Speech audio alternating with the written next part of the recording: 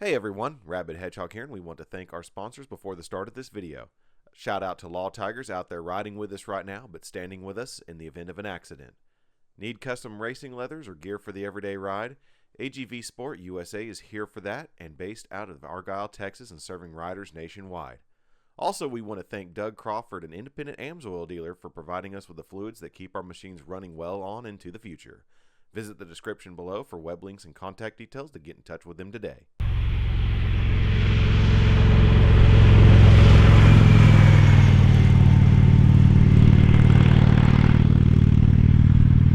Hello and welcome to the Rabbit Hedgehog YouTube channel, your number one place for an old man to gripe about motorcycles. And this today is going to be the 2021 Ninja 400.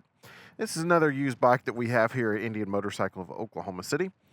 And kind of looking over the motorcycle, this one has an Austin Racing pipe already attached to it, some spools, some nice things that have been done to it, a tail tidy kit as well, and some frame sliders and everything. There is a little bonk here, but this is a used motorcycle after all, and unfortunately, especially if it's a first-timer bike, they do tend to see some things that normally you wouldn't see, because you're learning, right?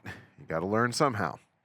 Now, I will note that this one does not come with ABS. You'll notice that there's no tonal ring in there, and it doesn't have the obligatory ABS sticker that usually is put onto these things. So I have test ridden one of these before, but this one actually is not brand new. Usually every time I get one of these bikes, they are a brand new motorcycle, and this one actually has around 7,000 miles on it. Actually a little bit more than that even. Let's take a look here. 7,781 miles on it, actually. So, this one has actually been around the block a couple of times. Let me go ahead and throw a leg over it. Ready. Gotta get this adjusted for me. There we go.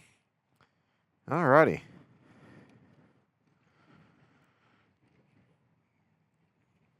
Get myself positioned here. Now, one thing I will note, this is preload adjustable suspension only.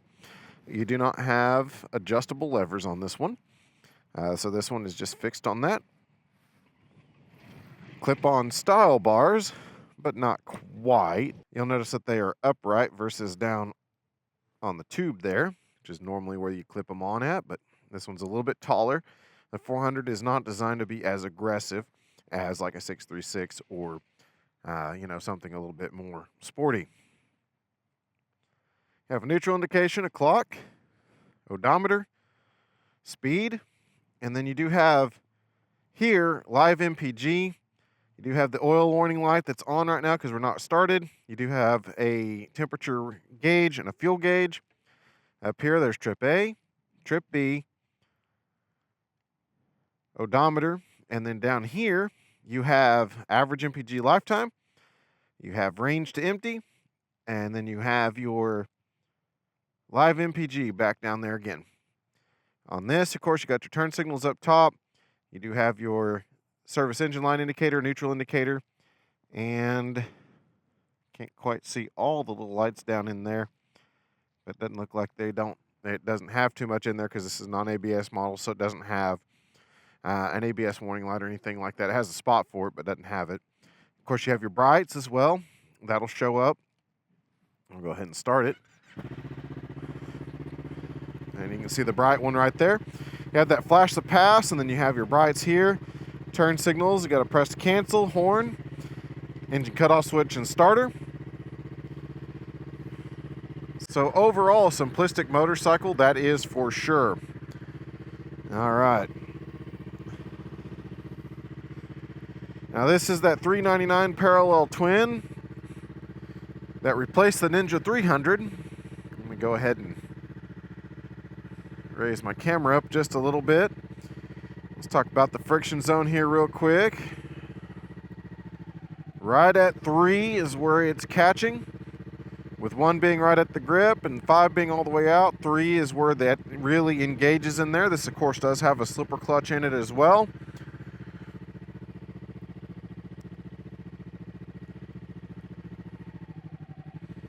But yeah, nice and linear clutch pull and everything, just like I'm used to when it comes to your Kawasaki's. All right, so before we take this one for a ride, let me give a shout out to my sponsors real quick, AGVSportUSA, for providing the gear for our team, keeping us safe while we're riding.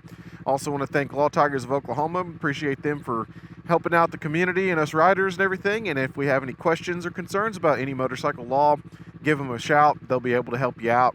And then also Doug Crawford and his USA Synthetics and his AMSOIL distribution. We appreciate him for keeping the internals of our bikes nice and safe and working flawlessly.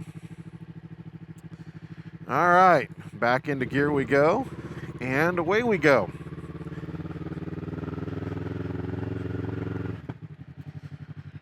Now, one thing about this, remember Rabbit Hedgehog is 6 foot tall, 32-inch inseam, and around 195 pounds.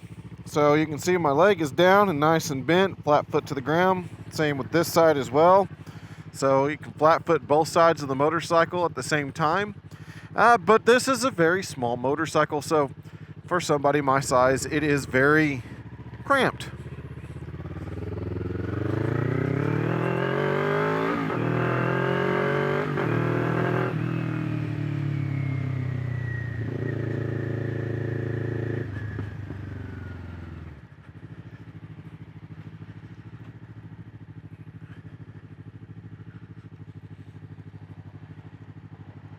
And that will always be a thing. And in fact, it's kind of half wondering if it's been lowered in a sense, because for some reason it feels lower than the first one I rode, but it probably isn't. It's probably stock height. It just feels different because it's a different riding position than I'm used to, and that's normally what happens. Is you generally feel different every time you jump on a different bike, different way it looks and everything. So the rider's triangle and all that good stuff is a little bit different on this one. So sitting on it is a little bit different than normal.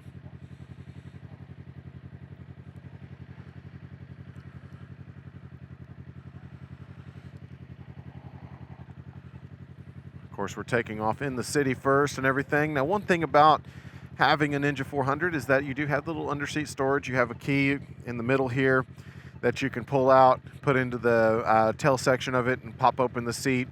And that way you do have a limited underseat storage. It usually can handle like your manual, a toolkit, and like your registration papers and stuff of that nature. So it doesn't handle much, but it's there, which is nice to have.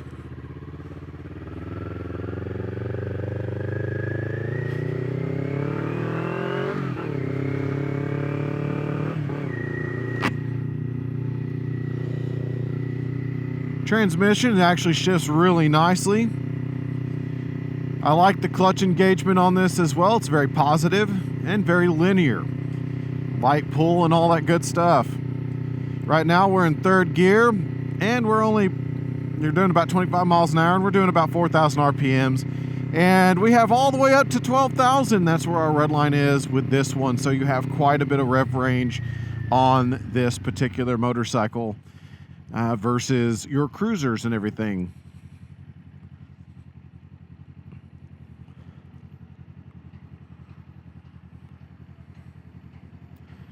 Very light motorcycle as well. So if you're somebody like me who likes to put the one foot down, because I keep my foot on the brake to, give a good light and all that good stuff, it's very easy to one foot to the ground.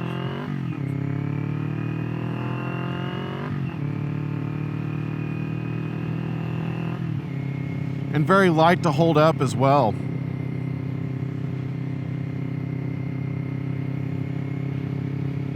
The mirrors are nice and visible. I still haven't quite got it right. And the one thing about these is you got to reach down pretty far to get to them. But that's the nature of most of your sport bikes, is they fair and mount them and they're a little bit more forward. So it's a little bit further out there and all that good stuff.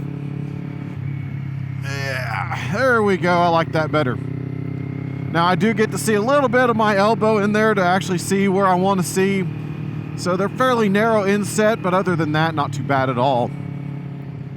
Seating position is actually, for a small sport bike, fairly aggressive.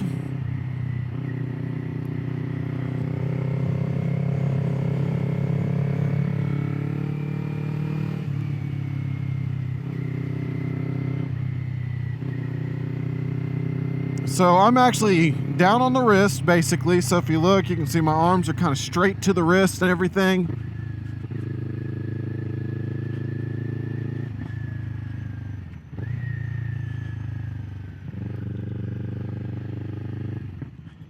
And my shoulders are actually more in line with where my feet are, which is dead between my knee and my hip. So my shoulders are not straight up and down. They're definitely down toward my feet, which come back pretty decently. So you can see my giant 14 foot right there, maybe. It does fit the pedal box, so if you're worried about that, that is not a big deal on these. But like I said, it comes back, fairly good bend there. Fairly good bend into the hip as well.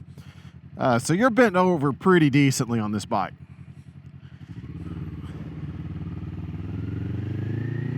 Which most of your smaller displacement guys are actually, and in generally,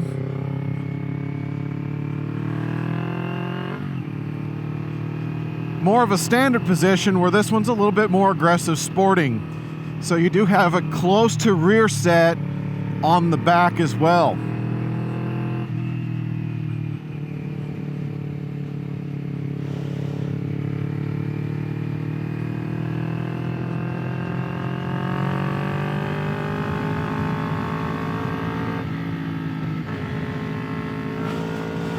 Of course, with that Austin racing pipe on there, we got some good noise going on. We've made it to 4th gear. We're at 65 miles an hour and we're about 8,200 RPM. 5th gear, that takes it down to 7,100 RPM, and 6th gear takes that down to 6,300 RPM. So at cruising, you are about halfway through your rev range at 6,300 to the 12,000 red line. However, the bike gets up to speed pretty nicely and smoothly. We're cutting into the wind this time, going through a northbound wind. It's a pretty decent clip today. And the bike holds its path really nicely. It does have thinner wheels, as most sport bikes do. So when we hit those milled roads, we might feel a little bit of play in there, but for now we are not on that kind of road. We're on a traditional unmilled, and it's working fine. Now in 6th gear, if you want to get away and dash from traffic, if you pull it. Now this bike, I expect to not be able to pull out of it. Although it did get up 5 miles an hour pretty decently, it is not going to be the fastest. This bike definitely would prefer a downshift to get that speed, or a couple of downshifts even.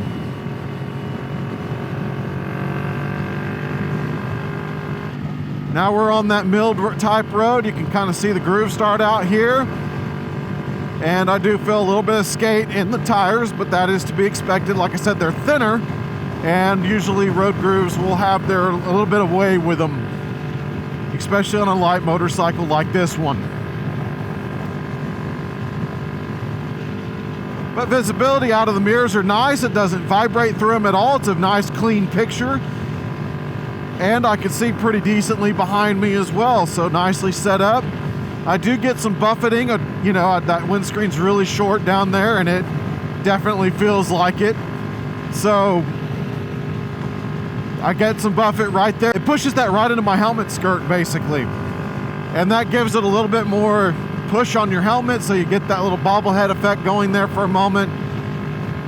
But that is also because I'm up here really tall. If you tuck in a little bit more, which you can do, that does help and aid greatly at that. But for my age and height, that is not a comfortable thing to do. I'd rather sit out in the wind and deal with a little bit of bobblehead instead. Fueling on this motorcycle is absolutely nice. It's a very linear and one-to-one. 400 is very smooth on its power band. I really have always enjoyed this engine. Like I said, I've got to ride it a couple of times in the past before, and it does a really good job on it.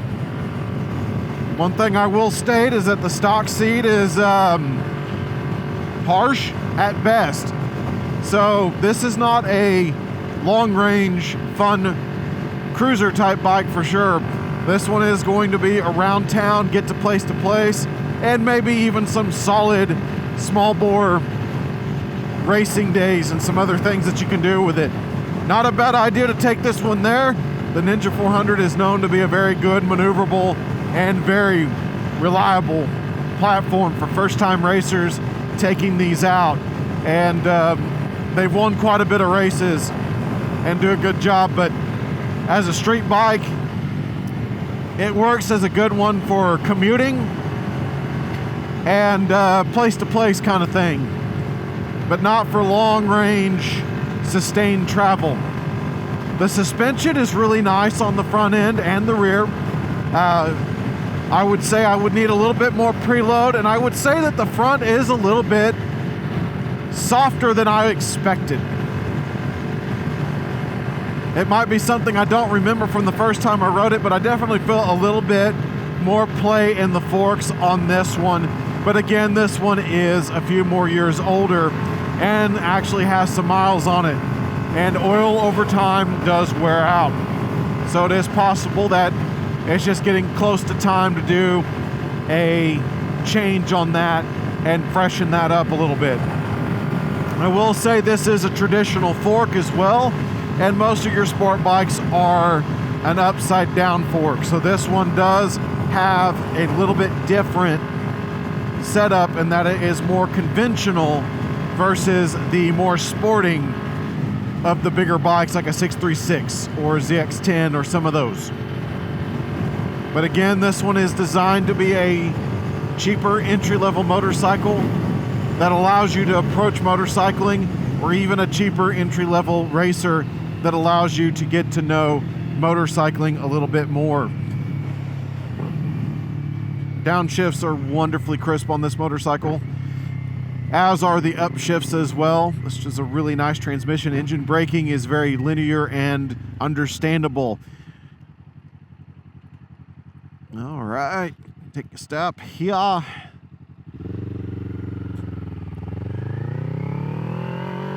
And away we go.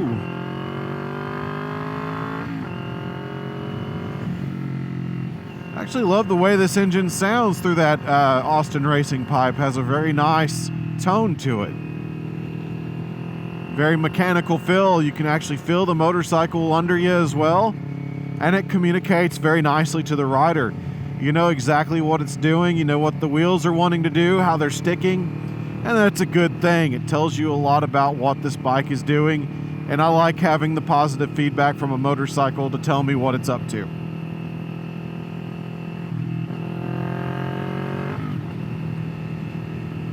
Cruising around town, we're at 45 miles an hour. Our eco light is now on, and we're at 5,100, maybe 49 to 5,100 RPM, depending on if I'm kind of holding a hill or not.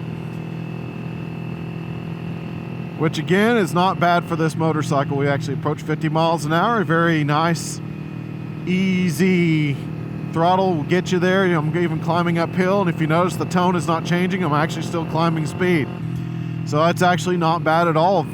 Pretty happy in the power band right there as you're gaining speed going uphill. Like I said, that engine braking, wonderful. Downshift's nice and crisp. Down to first even, nice and crisp.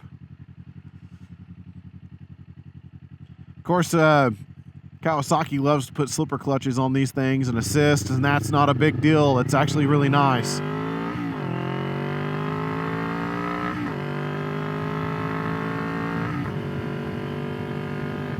Again, banging through those gears is nice and easy and crisp. And overall, it rides really nicely.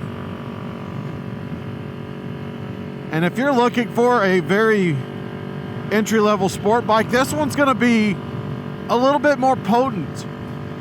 Kawasaki essentially has gotten rid of both the 250 and the 300 twins that they once made. The Ninja 250R had been around forever and was many people's first entry-level ride into motorcycling. And then they upped that to 300. And the 300 was a nice bike. It was actually a very slick entry into sport biking and was capable of over 100 miles an hour, which is remarkable because a lot of states have a rule to keep your beginning motorcycle 300 or less if you're under the age of 16. So that is a shocking amount of speed for a beginner motorcycle. But this one does go above those requirements, being that it is the 400 model. And that one, and this one here would then not be eligible to be somebody's very first youngster motorcycle if they're getting it at 14 years old. However, as a 16-year-old or a first-time racer that doesn't want to put too much money into the program yet because they don't know if they want to continue and do that, oh my gosh, is this the package you want to get? Because again, it's so flickable, it handles super well, it's super light, it tracks really nicely, it communicates to you, it does everything you want it to do. Sure, it might need a little bit of suspension work depending on your weight, but that's not a big deal. It's easy to change out springs and oil. It's easy to change out a shock, you know, it's easier to dial it in. Especially if you didn't spend that much money in it to begin with. You have some money to play around with and really put this together.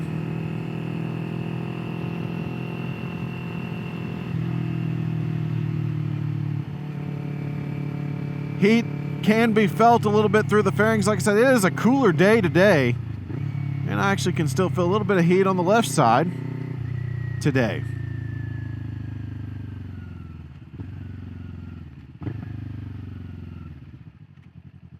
Alrighty.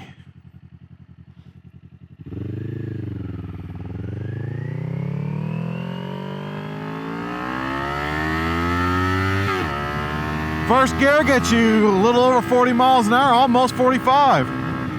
Not bad at all. It sounds so cool doing it. And one thing I always like about bikes like this is that if I was to do that on a super sport or a mid-size or a leader bike, I would have been felony charges long before then, even in first gear.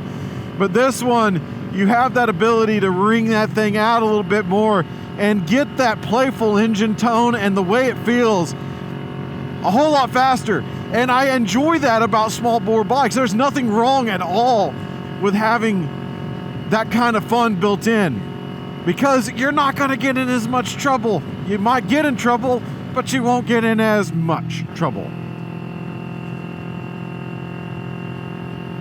Going over these broken roads, like I said, I think it's a little lightly sprung for me, but it's working great.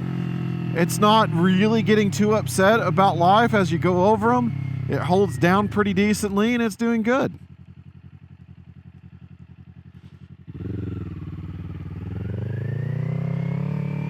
Go ahead and do that again. First gear.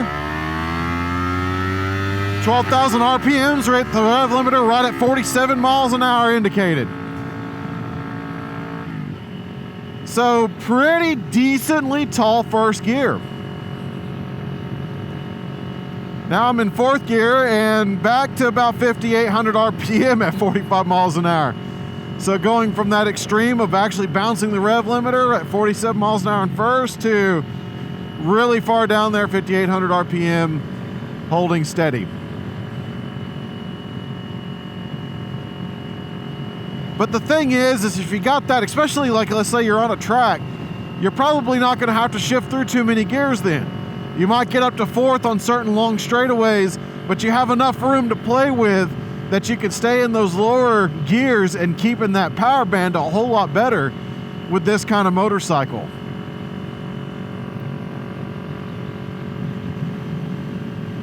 There's that wind I was talking about. You might have seen me kind of twitch there, but that's because, like I said, we got some pretty good winds today from the north, and caught me a little bit. And these being kind of slab-sided, you'll definitely feel it, because I mean it's a very light motorcycle to begin with, so I expect to get moved around a little bit, but it gives me something to do while I'm riding. Now, one thing I will say, man, those grips are so small, and I have such large hands. And it is hard to hold on to it for a long time for my hands. They're getting old. So I have my hand mostly, if you notice, kind of open like this on the grip and just kind of pinching it a little bit here and there, and that way the rest of my hand stays open. So I'm not grasped onto it too hard because they're so tiny for me. It basically, I'm wrapping my hand back around itself.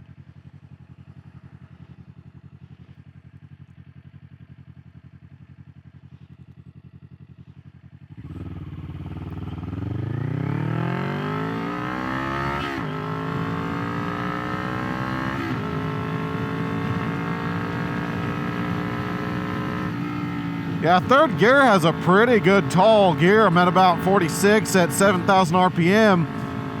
So I bet you that would be pretty good. Like I said, third or fourth gear is your maximum on the track, and then you can kind of work your way through the power band there. Be pretty happy. But yeah, if you can see, my hand's actually open, and I'm just kind of palming and pinching it. So that's actually how I'm controlling it.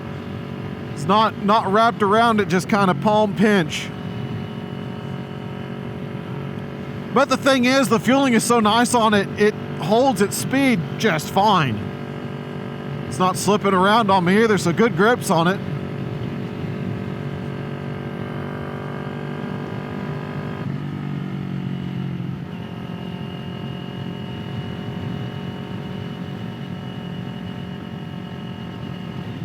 But you know, even with the angles and everything, like I said, I'm pretty smashed on here for my height and everything, and it's not honestly that bad.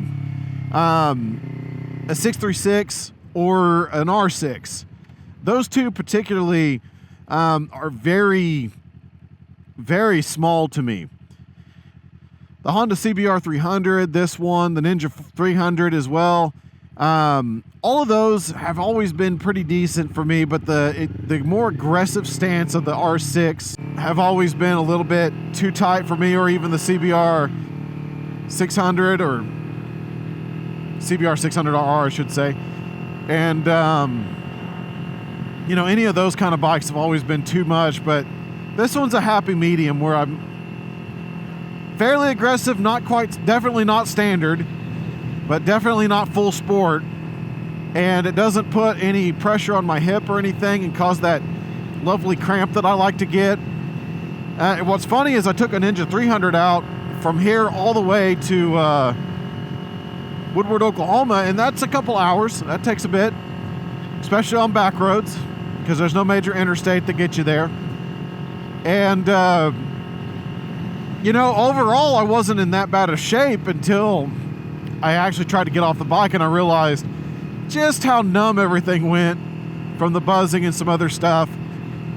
And I couldn't stand quite all the way up, and I had to walk bow-legged for a moment through a Walmart and looked awful funny. But you know what? I did it, and that's the thing. I actually managed to take a sport bike out for a decently long ride, but man, I don't think I could do that now. I mean, I couldn't barely do it then. But I love riding them still, because this little guy is so fun.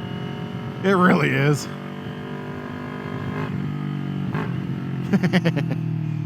That power band really comes alive around 5. It's so happy starting there.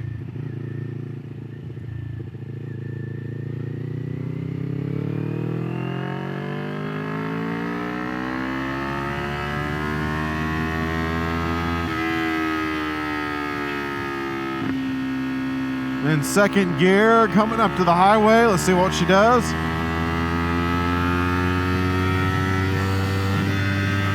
.65, and I'm still in second gear, so not bad at all.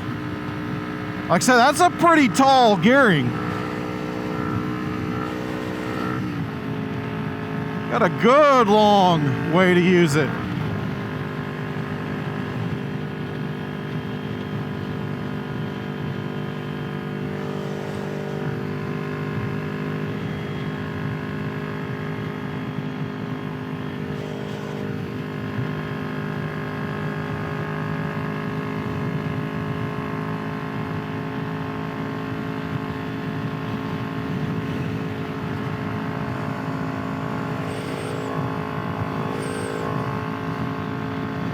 But yeah, I don't doubt this bike has over 100 miles an hour capable. I really don't have that doubt at all. Be nice to see it do it, but this is not the time nor the place.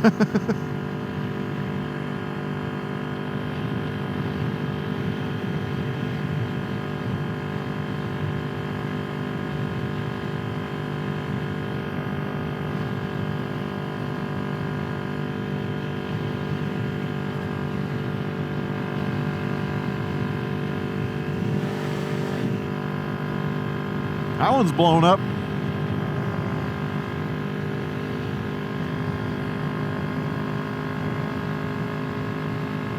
So at any rate, this is the Rabbit Hedgehog, and this is the revisit of the Kawasaki Ninja 400. Today we got tested out in some wind. It tracks pretty decently. Get a little skatey on the milled roads, but not too bad. Handling is great, braking is great on it. Visibility is fantastic. It's a smooth little runner, but has enough character that you know what it's doing. It speaks to you really nicely. But just to note that there's some things that for a taller person or a massive hand person or whatever, it might get a little bit uncomfortable. Like I said, the stock seat is not great at all, but the suspension is still really nice. It handles everything really well. There's some things that you can adjust on it that more than likely some people would do. But other than that, I mean, this is a really good bike to begin with in whatever endeavor you might have. Even if you're coming in as a new motorcycle rider, it's so tame and so calm that if you're looking for a good beginner commuter or just something to add to your stable that's not as crazy, that you can do a first gear pull to 45 miles an hour and not be in trouble, this is where you want to look at. And this is a great motorcycle. Great one to own. So at any rate, if you got any questions about the 2021 Ninja 400, please let me know in the comments below. I'll post the link to its sell page as well, so as long as that is posted, that means this bike is still available. At any rate, keep that shiny side up, folks, and we'll catch you on the next ride.